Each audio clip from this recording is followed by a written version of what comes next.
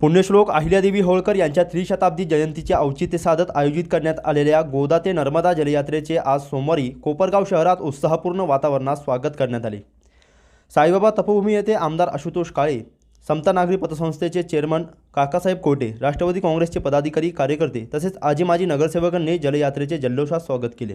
राज्यात जल व्यवस्थापन कृती पंधरवडा अंतर्गत ही जलयात्रा काढण्यात येत असून पाणी संवर्धन, जलस्रोतांचे महत्त्व तसेच प्रभावी जलव्यवस्थापनाबाबत जनजागृती करणे हा या उपक्रमाचा मुख्य हेतू आहे। नागरिकांमध्ये पाणी बचतीची जाणीव निर्माण करून भविष्यातील जलसंकट टाळण्यासाठी हा उपक्रम महत्त्वाचा मानला जात आहे। राज्याचे मुख्यमंत्री देवेंद्र फडणवीस, उपमुख्यमंत्री सुनेत्राताई पवार, उपमुख्यमंत्री एकनाथ शिंदे यांच्या नेतृत्वाखाली तसेच जलसंपदा मंत्री राधाकृष्ण विखे पाटील यांच्या संकल्पनेतून 25 ते 29 एप्रिल दरम्यान या जलयात्रेचे आयोजन करण्यात आले आहे। श्री क्षेत्र त्र्यंबकेश्वर येथील गोदावरीच्या उगमस्थानापासून मुख्यमंत्री देवेंद्र फडणवीस यांच्या हस्ते जलकलश घेऊन यात्रेला प्रारंभ झाला। त्याचवेळी अहिल्यादेवी होळकर यांचे जन्मस्थान असलेल्या अहिल्यानगर जिल्ह्यातील चौंडी येथून यात्रेला सुरुवात झाली असून या दोन पवित्र स्थळांपासून निघालेल्या जलयात्रा विविध ठिकाणी मार्गक्रमण करत आहे। या स्वागत सोहळ्याला जलसंपदा मंत्री तथा जिल्ह्याचे पालकमंत्री राधाकृष्ण विखे पाटील, खासदार रामराव वडकुते, आमदार सदाभाऊ खोत, आमदार गोपीचंद पडळकर यांच्यासह विविध विभागांचे अधिकारी, कर्मचारी, विविध क्षेत्रातील मान्यवर नागरिक तसेच राष्ट्रवादी काँग्रेस पक्षाचे पदाधिकारी व कार्यकर्ते मोठ्या संख्येने उपस्थित होते। या ठिकाणी आपल्या कोपरगाव मतदारसंघामध्ये कोपरगाव शहराच्या लगत असलेली साईबाबा तपोभूमी या ठिकाणी या यात्रेचं आगमन झालेलं आहे। या यात्रेमध्ये सहभागी झालेले माजी मंत्री आणि विद्यमान आमदार खोतसाहेब, नवनिर्वाचित खासदार वडकुते साहेब, तसेच आपले आमदार पडळकर साहेब, जलसंपदा खात्याचे सर्व अधिकारी, सर्व कर्मचारी, राष्ट्रवादी काँग्रेस पार्टीचे सर्व पदाधिकारी, सर्व कार्यकर्ते या ठिकाणी उपस्थित आहेत। साहेब, आपल्या सर्वांचं आणि या यात्रेचं मी साईबाबा तपोभूमी कोपरगाव शहर आणि मतदारसंघामध्ये मनापासून आपलं स्वागत करतो। या यात्रेमध्ये आपण दक्षिण गंगा गोदावरीचं तीर्थ देखील आपण याच्यामध्ये पूजा करून सामील केलेलं आहे। ही फार चांगली संकल्पना आपल्या माध्यमातून या यात्रेची या ठिकाणी आलेली आहे। 300वी जयंती साजरी करत असताना जे योगदान राजमाता पुण्यश्लोक अहिल्यादेवी यांनी पूर्ण भारतभरामध्ये दिलेलं आहे ते वेगळ्या वेगळ्या क्षेत्राच्या माध्यमातून दिलेलं आहे। त्याच्यात सर्वात महत्वाचं जे क्षेत्र असेल ते जलसंधारण, जलसंपदेचं आहे।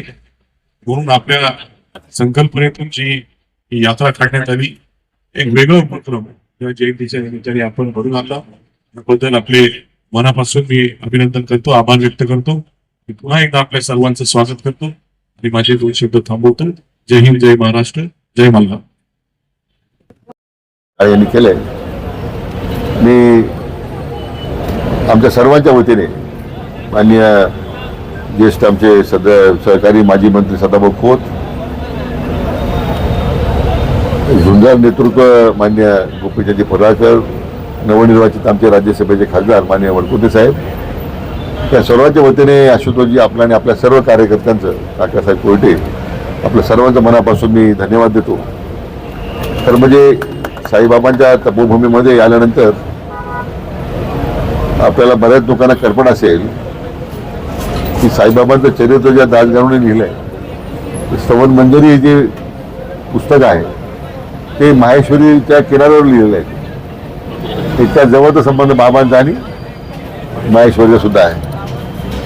आणि म्हणून दुष्काळमुक्त महाराष्ट्राच्या करता आता आपले लोकप्रिय मुख्यमंत्री माननीय देवेंद्र फडणवीस साहेब यांच्या नेतृत्वाखाली आम्ही सगळे काम करतोय। आदरणीय प्रधानमंत्री नरेंद्र मोदी साहेबांची भूमिका आहे, पर ड्रॉप पर क्रॉप, पर ड्रॉप मोर क्रॉप। मला वाटतं त्यातूनच प्रेरणा घेऊन आम्ही सगळे आता आम्ही या जलयात्रेला निघालोय। वर्षानुवर्ष दुष्काळी भागाला पाणी देण्याचे फक्त स्वप्न दाखवले अनेक वर्ष लोकांनी, काही राज्यकर्त्यांनी, आणि एक एक प्रकल्प 30-30 वर्ष होऊ दिले नाही। मला या निमित्तानं आपले मुख्यमंत्री देवेंद्र फडणवीस साहेबांचं खरं अभिनंदन करायचं आहे की या सगळ्या दुष्काळी भागाच्या ज्या योजना होत्या त्या योजना एक कालबद्ध कार्यक्रमातून, जसं निळवंडेला एकदम पैसे मिळाले म्हणून आपले कालवे झाले, त्यामुळे आज दुष्काळ भागाला पाणी मिळालं। त्यात 4 वेळा भूमिपूजन होऊन गेले धरणाचे. 35 वर्ष धरणं लागली. शेवटी देवाभाऊने यावं लागलं धरण पूर्ण करायला, म्हणून मला आपल्या त्या दावरून त्या ठिकाणी उल्लेख केला पाहिजे. तीच परिस्थिती सांगली, म्हैसाळ, टेंभू, तकारी भागातल्या, खटाव, मान, आटपाडी या दुष्काळी भागातली अनेक राज्यातल्या अशा अनेक भाग आहेत. मराठवाड्यातला सुद्धा संपूर्ण भाग जलमय त्या ठिकाणी पूर्णतः पाण्याने भरावा आणि या अशा प्रकारचा एक मोठा महत्वाकांक्षी उपक्रम त्यांनी घेतलेला आहे. म्हणून या जलयात्रेच्या निमित्तानं पुण्यश्लोक अहिल्यादेवींनी जो विचार मांडला 300 वर्षापूर्वी, जलस्रोत निर्माण केलेत, नद्या घाट निर्माण केलेत, घाट, जुन्या विहिरी, बावळं सगळ्या त्यांनी निर्माण केल्या आहेत. पाण्याचं विशेष महत्त्व त्यांनी जनतेसमोर मांडलं. आज तीच पुन्हा एकदा क्रांती माननीय देवेंद्रजींच्या नेतृत्वाखाली आम्ही करायला निघालो आहे. तीच खरं म्हणजे पुण्यश्लोक अहिल्यादेवींना भावपूर्ण आदरांजली ठरणार आहे. त्यांना माहेश्वरला जाऊन त्यांच्या या केलेल्या कामाला नतमस्तक होण्याची संधी आम्हाला मिळते, हे आम्हाला अतिशय मी भाग्य समजतो. पुढे एकदा आशुतोषजी आपल्या सर्व पदाधिकाऱ्यांचं आलेल्या सर्व नागरिकांना आमचं स्वागत केल्याबद्दल मनापासून आपला धन्यवाद देतो आणि थांबतो. जय हिंद. या विधानसभा मतदारसंघाचे कार्यसम्राट, तरुण तडफदार युवा आमदार माननीय अशोकजी काळे साहेब यांनी या यात्रेचं इतक्या जल्लोषामध्ये स्वागत केलंय. मी सर्व यात्रेकरूंच्या वतीनं त्यांना मनापासून धन्यवाद देतो. माननीय सदाभाऊ, माननीय वडकुते साहेब उपस्थित आहेत, सर्व मान्यवर आहेत. एका मिनिटात बोलायचं म्हटलं तर पहिल्यांदा अशी यात्रा निघते. अहिल्यादेवींची जन्मभूमी महाराष्ट्र आहे, त्यामध्ये अहिल्यानगर आहे आणि अहिल्यानगर मधून, चौंडी मधून पहिल्यांदा राज्य सरकारच्या माध्यमातून महेश्वरला जाणारी ही पहिली यात्रा आहे. गोदा ते नर्मदा अत्यंत चांगली संकल्पना या जलसंपदा खात्याच्या माध्यमातून मांडलेली आहे. ही नुसती जल यात्रा नाही आहे, महाराष्ट्राच्या दुष्काळ मुक्तीचा संकल्प माननीय देवाभाऊनी आणि राधाकृष्ण विखे पाटील साहेबांनी केलाय.